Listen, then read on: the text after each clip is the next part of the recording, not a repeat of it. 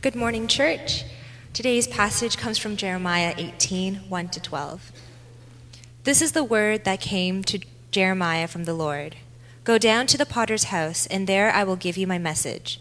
So I went down to the potter's house, and I saw him working at the wheel. But the pot he was shaping from the clay was marred in his hands. So the potter formed it into another pot, shaping it as seemed best to him. Then the word of the Lord came to me, O house of Israel, can I not do with you as this potter does, declares the Lord? Like clay in the hand of the potter, so are you in my hand, O house of Israel. If at any time I announce to a nation or kingdom is to be uprooted, torn down, and destroyed, and if that nation I warned repents of its evil, then I will relent and not inflict on it the disaster I had planned. And if at another time I announce that a nation or kingdom is to be built up and planted, and if it does evil in my sight and does not obey me, then I will reconsider the good I had intended to do for it. Now therefore say to the people of Judah and those living in Jerusalem, this is what the Lord says. Look, I am preparing a disaster for you and devising a plan against you. So turn from your evil ways, each one of you, and reform your ways and your actions. But they will reply, it is no use. We will continue with our own plans. Each of us will follow the stubbornness of his evil heart. This is the word of the Lord. I have a blood pressure machine at home. For those of you who have talked with me a number of times, know that one of the problems that I've been having health issue-wise is that I strangely have high blood pressure.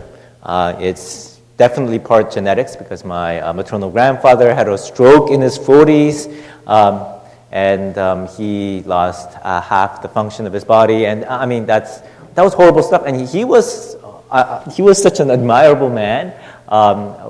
Me and my brother always joke that we are like the lesser versions of him. My maternal grandfather was like this genius who sort of pioneered the medical field when Korea was, really, really poor. So he was a doctor. He wanted to pioneer the field of forensics. And this was like 1950s. So I mean, wow, in Korea. Right after the war. So he was doing that, spoke several languages, all of that, and suddenly a stroke, and boom, he couldn't do anything. Even now he has difficulty talking. He's like 88-ish now, and he's survived with that paralysis for 40-something years. So you can see that this actually traumatized his family, my mother. So whenever she sees that my blood pressure is up, she just freaks out and makes me go through a whole bunch of different things. Wait, there's a lot of echo. Hello, testing, okay. And I can't really find why I have high blood pressure other than the genetics and the stress. They tested my cholesterol, the oil, fitness, and all of that. That seems fine, and it's still high. But that's not the issue. What I wanted to get to was the fact that I hate looking at that machine. I hate putting my arms around that thing and turning it on and seeing. Sometimes there are green lights now, yay, but a lot of times it was red lights. And there was one point where I didn't even look at the machine for 2 or 3 months because I got it down to the green, and I'm like, okay, hopefully it stays that way. And I don't want to have to go and check myself and see the red lights again because it would be depressing. So I didn't test it. And my mother couldn't understand this. Like, what's so hard about it? You just go, sit down, and wrap that thing around. It takes like 30 seconds. Why won't you do this little thing? And so on. You know how mothers go, it's like, this is a sign, or this is an indication of, a problem in your personality. This is where you need to correct yourself, and all of that, all that fight. We don't get into fights that often, mother and son, but this one freaks her out. But the thing is, there's that psychological element of it. I don't want to look at the machine because of what it might tell me. You see, God's word is sometimes very much like this. When Jeremiah spoke to the people of Israel that your spiritual condition is in the red, It is in the red. If you keep going like this, then there will be consequences. And people didn't want to hear it. Why? Because probably for the same reason and that I didn't want to look at the machine, because if it's in the red, then I have to make lifestyle changes.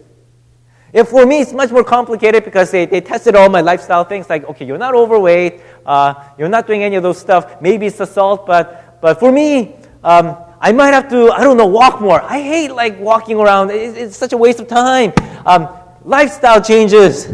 And I'm like, well, I do the push-ups and weights and, 30 minutes of, biking and all of that. And even that, I do it as bitter medicine, but do more of it? No. But even worse, and I mention this often, I haven't eaten jjajangmyeon or chow mein in a month. That's driving me nuts. Because whenever I eat even one of this, it spikes it up. And, come on. If I see that red thing and I admit that it's red, it's in the red, then I got to cut down on those foods. Something small like this. Yet, I don't want to hear it because it means changes. See, when God speaks to us, and He does this diagnosis, because that's what prophetic voices are all about, by the way. Isaiah, Jeremiah, all of those, they're giving a spiritual diagnosis. This is what is going on in your people. You think everything is fine because you're filling the temple and you're offering up sacrifices and you're going through all of the motions, but in the inside, your relationship with God is on the rocks. It's diseased. Prophets often use words like, you're full of sores. And they don't want to hear it. Because it means having to make radical shifts in our lives. And worse it gets, harder to change, you see. In the very beginning, when you're a little ill, and the doctor says stuff like, okay, reduce your sodium intake, or do a bit more exercise, or lose about 5 pounds. That's not that hard. But when you're in a serious situation, when you're about to, for example, get lung cancer because you've been chain smoking all your life, and he says you need to quit smoking, much harder. Even harder is, okay, because of all the stuff that happened, and there are people that can't eat meat, can't eat basically anything except vegetables. Oh my goodness. If you're not a vegetarian and you have to only eat vegetables all your life, wow. But that's what it takes for you to now even survive. And for the people of Israel in the time of Jeremiah, they've gone so far down that particular road that you needed radical change. You needed something like a spiritual surgery. And people didn't want to hear that. And we are still in the temple. Well, we still worship God. Yes, we follow other gods too, but all of the other people around us are doing that too. Yes, we charge interest to our fellow man, and yes, we are not setting our slaves, and that was part of the law, by the way. When fellow Hebrews had no money and they owe you a lot of money, and what you could do was that you take them as your bond servants. But there was a limit to how long you can keep them, because every certain amount of years pass, you have to just simply let them go for free. And in fact, you have to let all the lands that you accumulated go back to their original owners after a while. Simply because the idea of the Bible in the Torah was that the land that you have isn't yours, it's God's. You're, in a sense, leasing it from God. So if God has blessed you so much that you acquire more lands, you're simply leasing more and more land, but later you need to give it back to the people who have lost it. That's how justice was done. But if you've been accumulating a lot of wealth and God says, okay, after a while you just need to give it up, let's ignore that part. Sacrificing the bulls, that's fine. I have plenty of bulls, but letting these people go, giving up my land, let's ignore that. And God gets angrier and angrier, and He demands radical surgery. That's the context of what was happening. And there's one more thing that was happening, which is this. See, Jeremiah has to talk about all this. But Jeremiah is also Hebrew. He belongs to that nation. He's an inhabitant of Jerusalem. And if you imagine yourself in his position where he needs to talk to his fellow people, basically equivalent to his fellow church members, and saying, this is what's going to happen. God is going to bring down calamity upon us, me included. So he does what we, faced with such a situation, would likely do. God, I know that we've been failing terribly. I know that you're angry. And seeing some of the stuff that's been happening, I can totally understand. But can you give us a break? Can you forgive us? Because we are your people. You picked us. And God says this. In chapter 14, then the Lord said to me, do not pray for the well-being of this people. Although they fast, because again, they went through the religious motions, although they fast, I will not listen to their cry. Although they offer offering and grain offerings, I will not accept them. Instead, I will destroy them with the sword, famine, and plague. Chapter 15, even if Moses and Samuel were to stand before me, because remember, Jeremiah is asking as a prophet of the Lord to say, okay, I am praying on behalf of my people, because I remember that when you were angry with the people of Israel, Moses stepped up and you decided to forgive them. And here he goes. Then the Lord said to me, even if Moses and Samuel were to stand before me right now, my heart would not go out to this people. Send them away from my presence. Let them go. And if they ask you, where shall we go? Tell them, this is what the Lord says. Those destined for death, to death. Those for the sword, to the sword. Those for starvation, to starvation. And for captivity, to captivity. Translation, you're doomed. And I'm not going to lift a finger to help you now.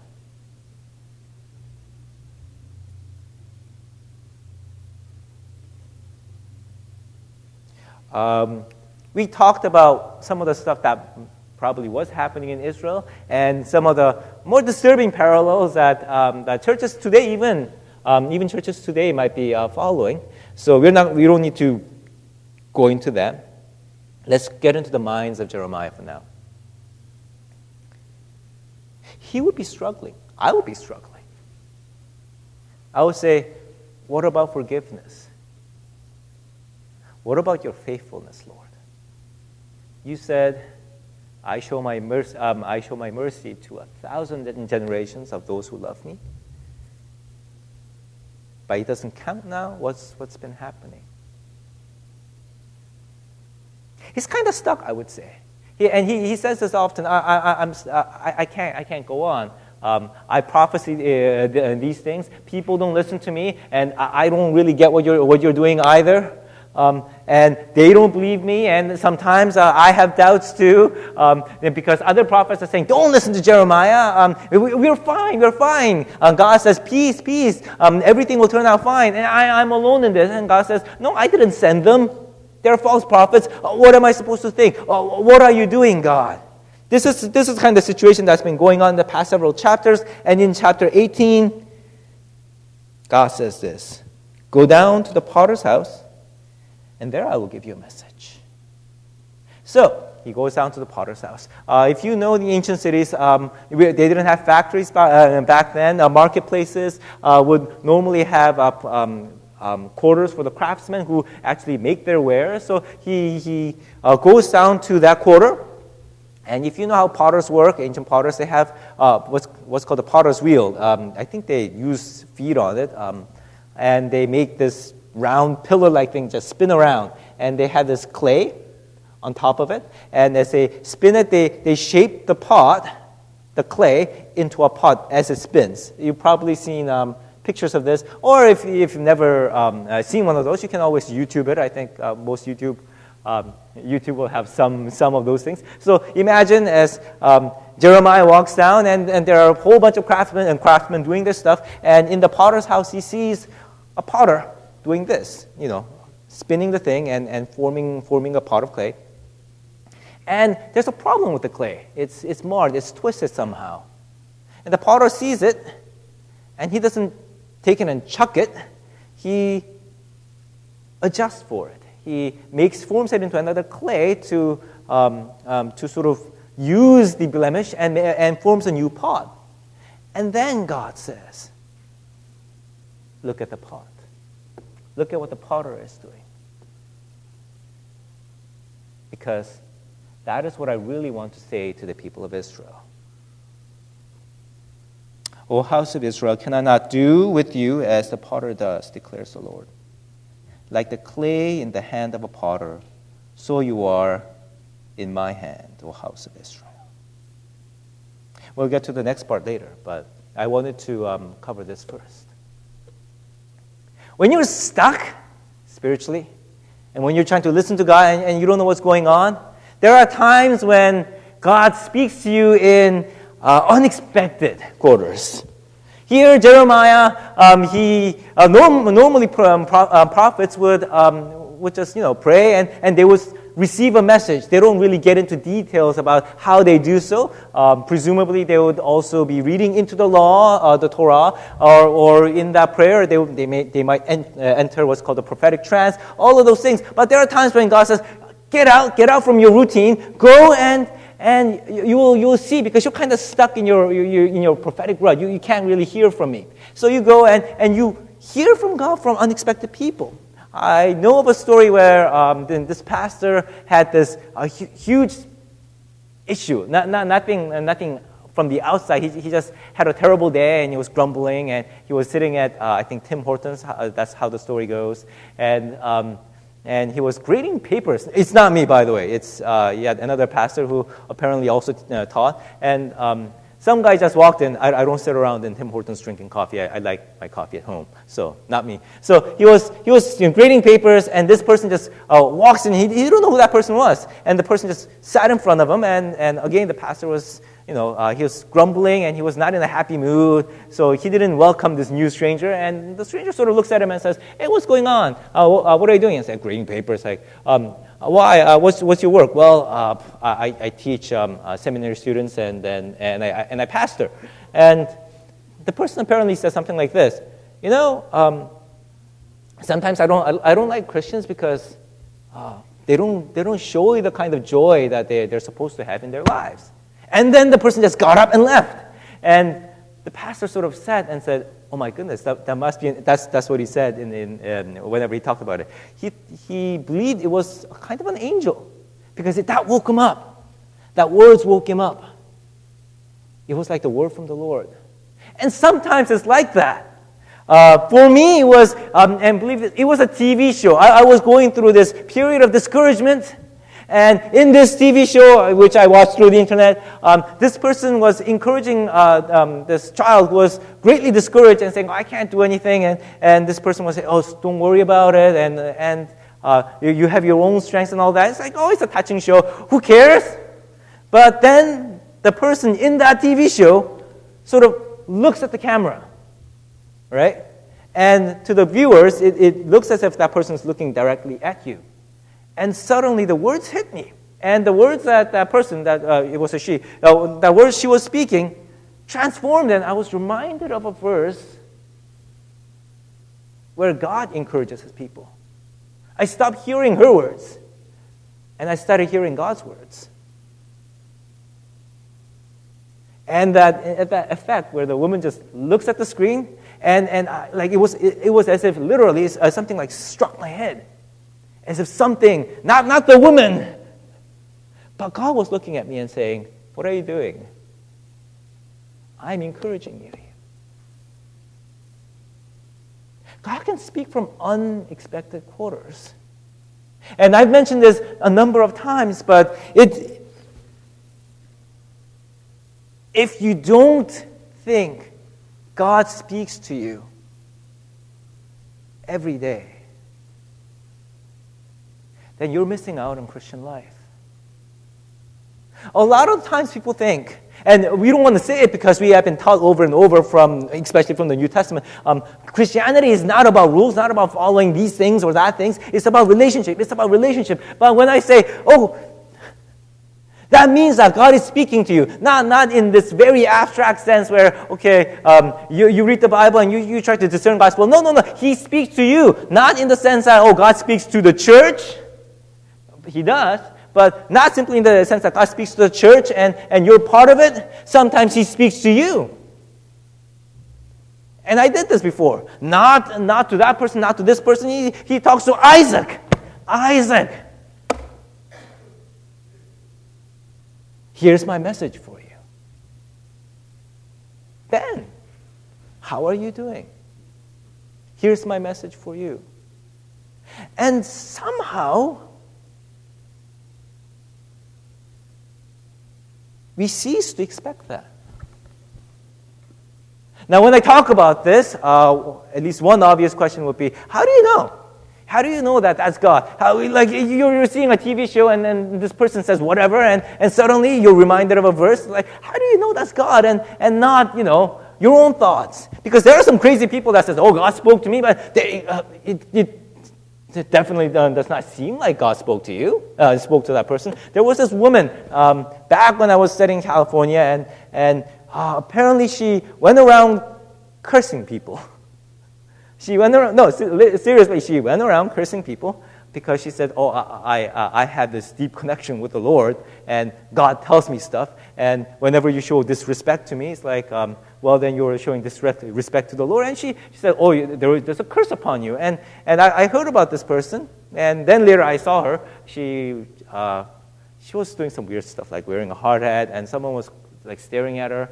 And it's like, what are you doing? And then she got really angry and said, how dare you? And one of my friends was going, yeah, what's wrong with her? And I said this, I think she's a Christian witch.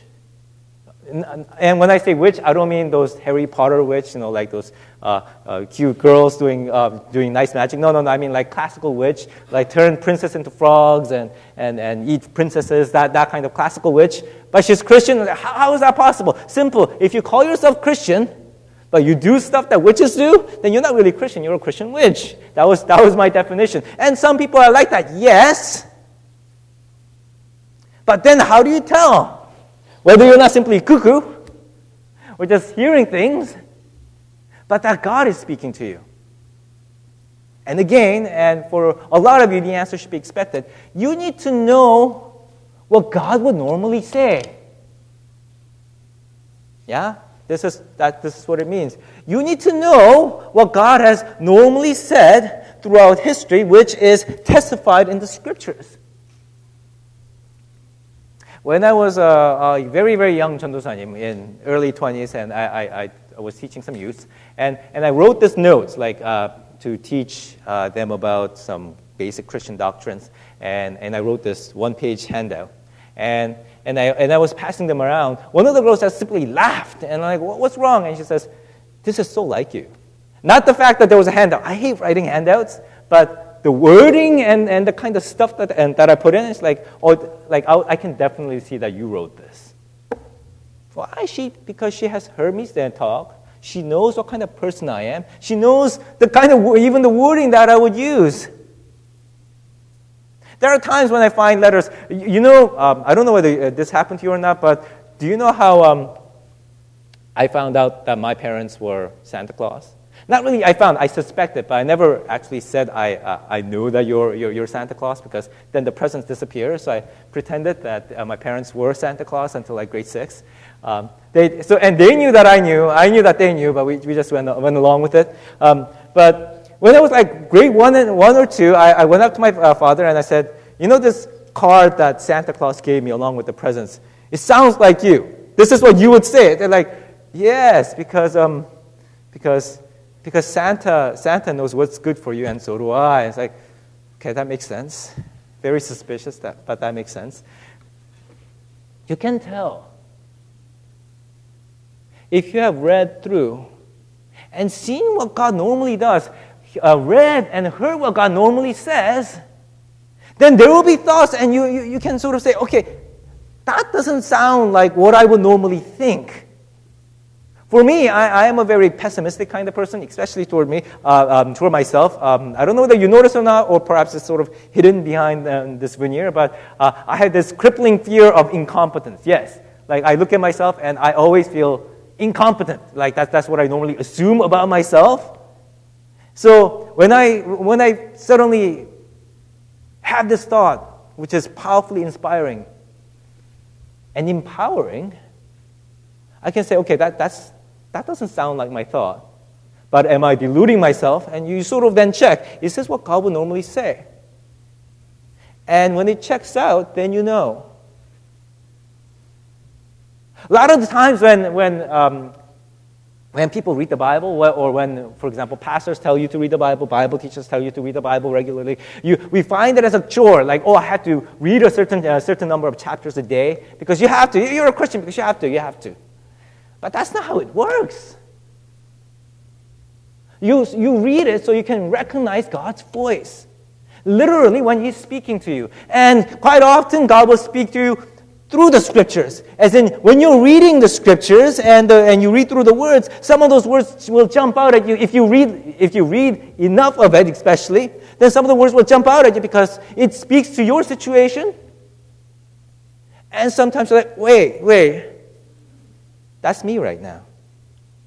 Sometimes it's even more powerful. And again, you need to be immersed. You need to have read enough so that it becomes part of your life. And when you read it, there will be passages. And I'm pretty sure at least some of you have gone through this. There will be passages where you immediately respond saying, oh, but God, I don't want to do. You know what I mean?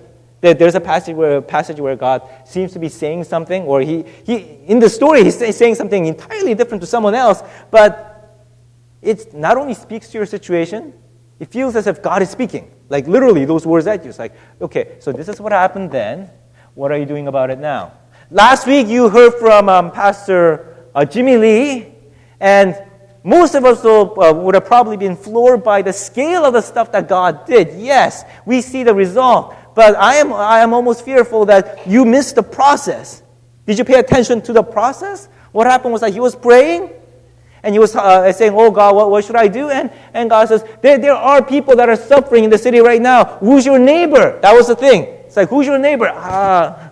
Do I really need to find that out? Because if I find that out, I need to change my life. Who's your neighbor? Then there was the other passage, which his organization's name is based off of, the 5 loaves and 2 fish thing. I only have, what can I possibly do? There are thousands and thousands of people. I checked my neighbor in Los Angeles. Thousands and thousands of people who are suffering. What can I do? Then as he was reading again, or perhaps God sort of takes that passage and says, 5 loaves, 2 fish. Yes, there are thousands of people in need. Yes, you have nothing. But you believe that 5 loaves and 2 fish, with those things, Jesus fed the thousands. And not Jesus, because Jesus handed off that tiny little lunch to his disciples, and the disciples had to do so. Well, do you believe that? Yeah, well, I believe that happened. Well, do you believe that I can do that now? Well, yes. Then take that little thing that you have called $1,700. Go do it. Not in the abstract sense that, you need to sacrifice yourself in general. No, I mean that $1,700 that you, Jimmy, not Sam over there or Michael over there, you, Jimmy, have right now, take it and go. That's how conversation with God is done. That's how conversation that you see in this passage where God says, go, Jeremiah, to the potter's house. Because you're stuck, you don't know what I'm doing, then you can go to the potter's house, and then you can tell. Mosaic. Do you expect God to speak to you?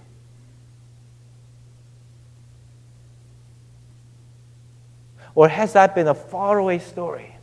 Where it's like, oh yeah, the prophets did. Oh yeah, there are some special people, like that pastor over there or that person over there. But me, I just try to quote-unquote do my best. I do my best, following what the Word says, which is very important. But God's not simply saying, follow a list of rules that I've set out for you. He's saying, walk with me.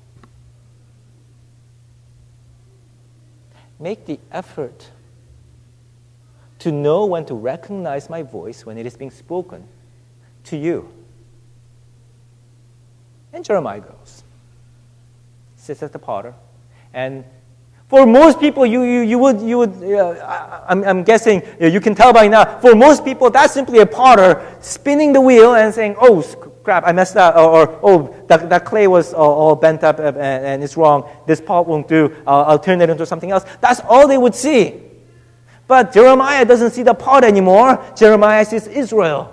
Why? Because he has been listening to God for so long that certain situations, God can literally use it to say, "Okay, now do you see what I'm trying to tell you?" And this is what God was telling Jeremiah. You are wondering, basically. You've been praying and you're thinking, "Oh, God's going to abandon Israel. Oh, it's hopeless." Well, it's hopeless, but it's hopeless for a completely different reason than you think. You think that because we screwed up, God has had enough with us and He's not going to touch us anymore and He's going to throw us away. That's not the problem here. You may be marred, but it's my business to turn marred things into my instrument. You may think it's hopeless, but to my eyes, I can turn it into anything I wish. The only problem is that you won't come to me and let me shape you once more. That's the problem.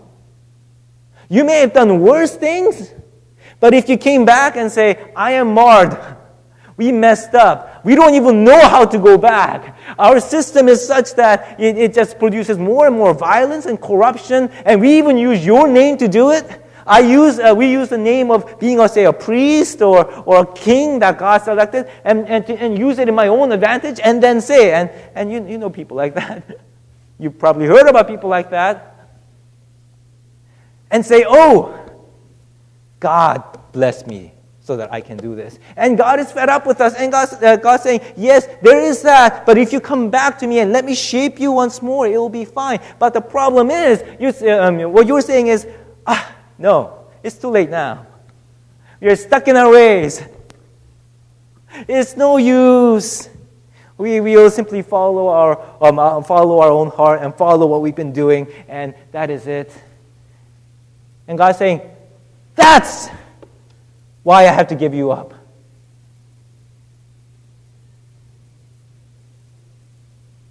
Because you don't think my relationship with you really means anything. And falling away from me has become a routine for you.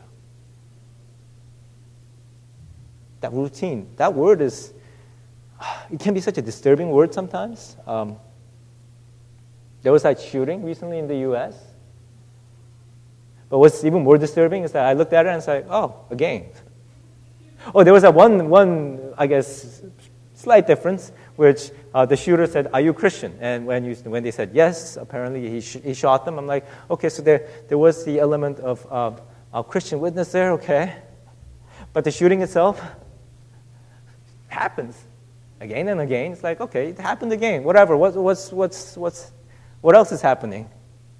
And then President Obama comes and he says this line, which stuck with me. He says, "This has become a routine." And my response to it, as in making a speech, talking about what's wrong with America, whatever, my response to it has become a routine.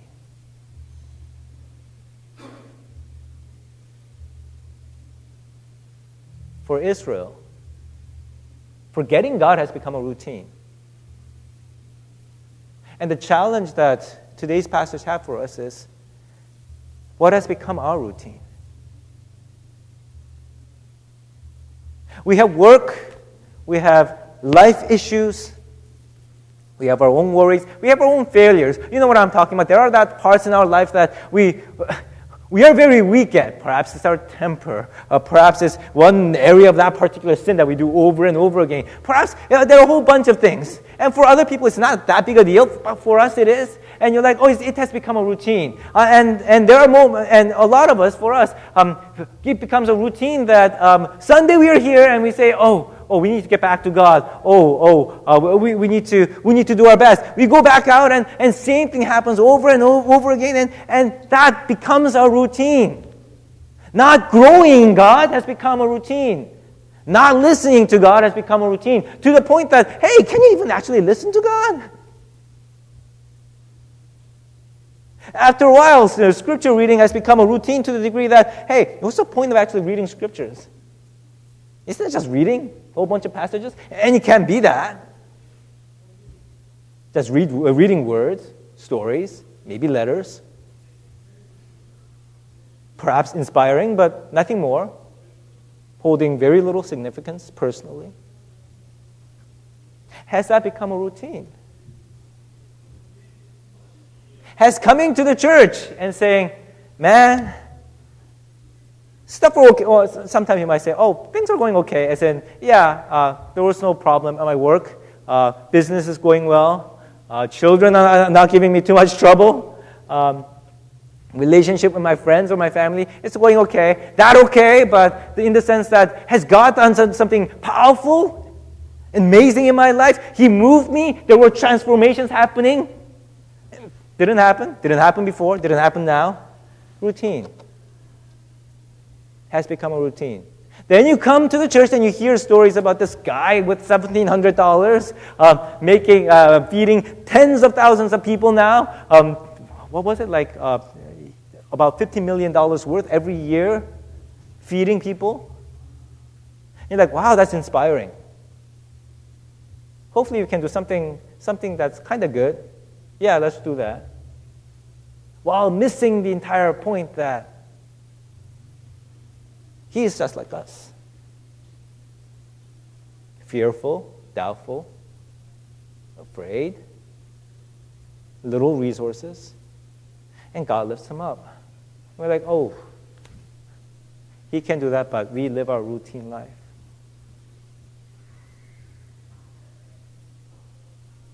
And this is God's message for his people right now. You're like a pot in my hand that I am shaping. Let me shape you. That sounds too abstract, so I'm going to get into a bit more detail. You know that prayer that you learned as a child? You know the Lord's Prayer? You know how it goes at the end? Give us this day our daily bread. Forgive us our sins as we forgive those who sin against us. Lead us not into temptation. You know all of that? Let your will be done on earth as it is in heaven. One thing that people may miss often is when Jesus says, give us today our daily bread. Yes, he's being, I guess, he's not greedy because he's only asking for that daily bread. No, there's a bigger point. He's saying you need to pray this daily. And in that daily prayer, what goes in is, God, what are you doing right now? Not tomorrow, not yesterday, not in the far future, although we want to keep that in mind. And again, to keep that in mind and to know what God is doing in the big picture, you need to know the scriptures. But going back, what are you doing right now in my life today? Let me see it. Let me participate in it. I want to be able to recognize it today. Today, Lord, I have needs. Please fulfill it. But also today, Lord, there will be temptations. There will be influences that aren't from you, and I'll be tempted to follow it. There will be my own failures that I'll be fearing about, and has become a routine. I simply accept them. This is my weak point. I can never really do anything about it. Today, I may forget you. So, Lord, today, remind me. Lord, today, give me strength. Not in this abstract sense, but give me strength to be able to face that temptation. Lord, today, I had this work, this thing that you're asking me to do. And today, I don't think I can do it. Not because of time, but because I'm afraid. Not because there are more important things, really, although I may want to say that, but because I have no ability to do it, and I may want to put it off. But Lord, today, give me the strength.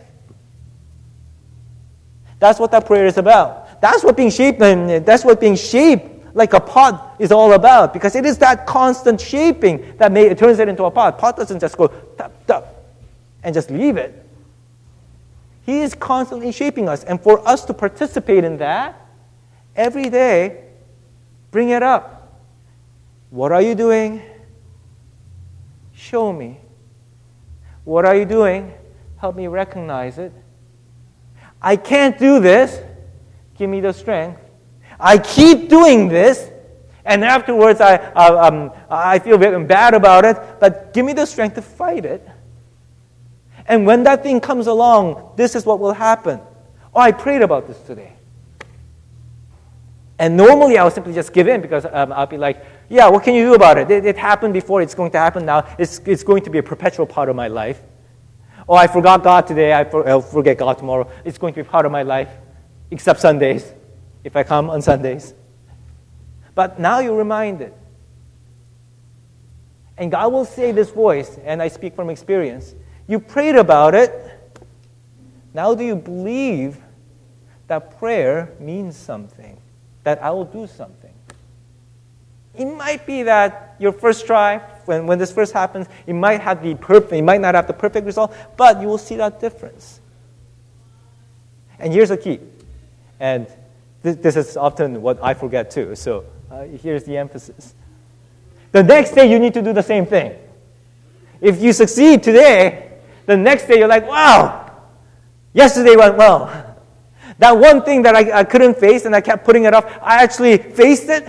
I made up with this person that I fought before and I thought I couldn't forgive. I forgave that person. Wow. I encouraged that person that I thought I could never encourage. I did it. Wow. Yesterday was great. Maybe I'll just go along and today will be fine. It doesn't happen that way. You need to go back. We need to go back and pray. That's how the conversation happens, you see. And when we do that, and we face that day, and God does this, shows this, speaks this, when something happens, like looking at some potter shaping a pot, then God will actually speak. That's how we are shaped. That's how we move from the routine of not being connected with God in anything in our lives, except maybe on Sunday, to being connected with God every day. And then we realize what worship is actually about, which is training. You see, because in worship, we talk, and Tim mentions this often when he starts to praise, we sort of let everything else go, bring it up to God and focus on God.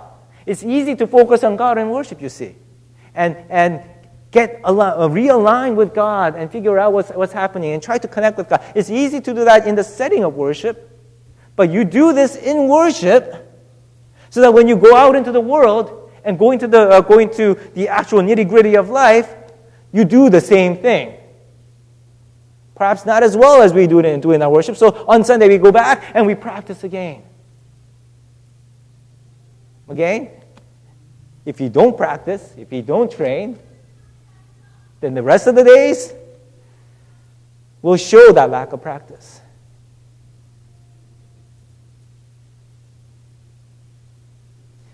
And when that goes on long enough, when the routine of cutting ourselves off from God becomes long enough, then in the end,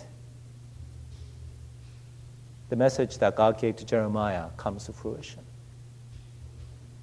You're not going to return to me anymore. This relationship's done. But thanks be to God, because the message of the church is that when we cut ourselves off from God, Jesus brought us back. And Paul compares it to us being like dead people, like corpses. And God breathed his life into us through Jesus Christ. So my final encouragement to you is this. We are alive again in Jesus Christ. That's the message of the church. But don't be just satisfied by the fact that now we are breathing. Walk with God. Make it a daily thing. Not some principle to remember, saying, oh, we should put God first. But put that into real practice, in particular prayers, and carry out your prayers. And then see what difference it makes. May we, Mosaic, become a people that routinely hears from God. So if you could close our eyes and take a moment to listen. What has God been speaking to us today? Or perhaps He has been speaking to us for a while now and we've been sort of pushing it off. What has been saying? Well, what has He been saying? Reconnect with God.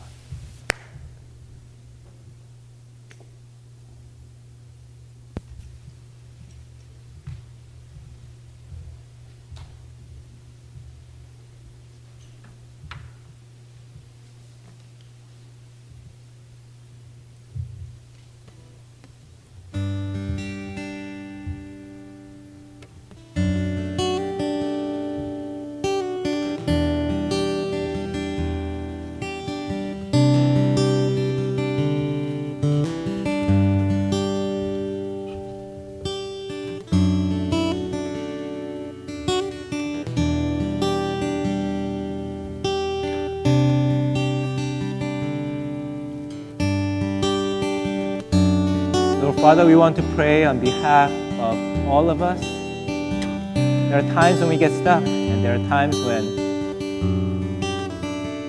we haven't been walking with you. And forgetting you has become our routine. Let us hear your voice calling us back, if that is where we are. And, O Lord Father, give us strength daily, O Lord. Because if you ask us to change ourselves by our own strength, you have to confess that we failed doing that for so long. We seriously don't think we can do so. But, O Lord Father, in our daily life, may we return to you. Speak to us, teach us. And as we pray, give us the strength to grow closer to you, to follow your calling, whatever it is, in our daily walk, so that we may become a people of God that can honestly confess that we are walking with you in every step of the way, that we are speaking with you regarding everything in our lives. May we become a people of God that others can see and recognize as people of God. In the name of Jesus Christ we pray.